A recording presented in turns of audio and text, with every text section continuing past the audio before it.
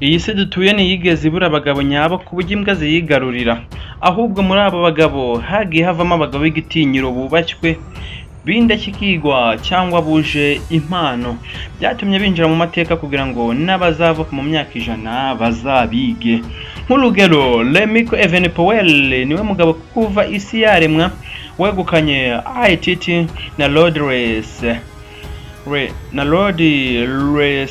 muri Olympique imwe ya 2024, abandi bagataha uko baje. Ibi ngibi mvuze ubuvivi bwawe buzabyiga ari wowe wabyibireberaga i Paris. Remco ni muzima pe, kuko avuduka nk'urumuri, arazamuka kuko yatwaye la Rouverte ya 2022 yarimo ba Almeida, Rigobert Urani kuva icyo gihe, ariko naratsinda yicariye. Tadej Pogacar na Jonas Vingegaard baracyamuri imbere, bituma ari wa gatatu ku rutonde. Imiterere ya shampiyona y'isi yo muri Rwanda itandukanye n'izindi zabanjaho, kuzitsinda ugomba kuba umuzamutsi.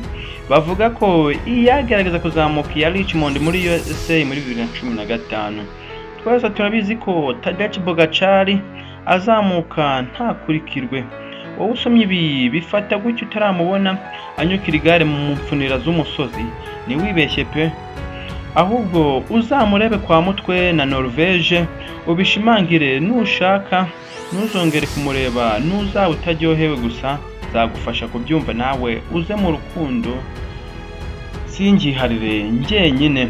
Uretse umusaza utuye mu Bubiligi Bruxelles witwa Edric Merckx imyaka 80, niwe usome ibye n'igare ugasanga yari umunyururu cyangwa ipine. Eddie yatwaye byose yakiniye, ntiyasigira abo bakiniraga muri za 60 na za 70. Ngiyi ishusho nyayo ya Tadej Pogacar w'umunya Slovenia, uba ushaka gusangira n'abandi ariko badakoramo. Gutwara ITT na Road Race muri shampiyona y'isi, intego ya Tadej Pogacar. Ibi byakozwe n'umugabo umwe kuva isi yaremwa, bwana Remco Evenepoel mu mwaka wa 2022, ndetse n'abagore batatu aribo umuholandi Annemiek van Vleut muri 2019, umubirigi Lotte Kopeck muri 2023, n'umunya Australia wamanitse igare muri uyu mwaka Grace Brown muri 2024. Uyu Grace we mumushyire ku rundi ruhande kuko niwe muntu rukumbi kuva isi yaremwa watwaye mu mwaka umwe ITT na Road Race byo muri Olympique na shampiyona y'isi. Ese Tadej Pogacar arasanga Remco Evenepoel mu gitabo cy'amateka y'abantu batwaye byombi mu mwaka umwe? Komeza ubane natwe twe tuzahure mu isiganwa ry'amagare rigiye kubera hano mu Rwanda. Komeza ubane nanjye ndabakorera, ndi Adalbert Topa. Thank you so much.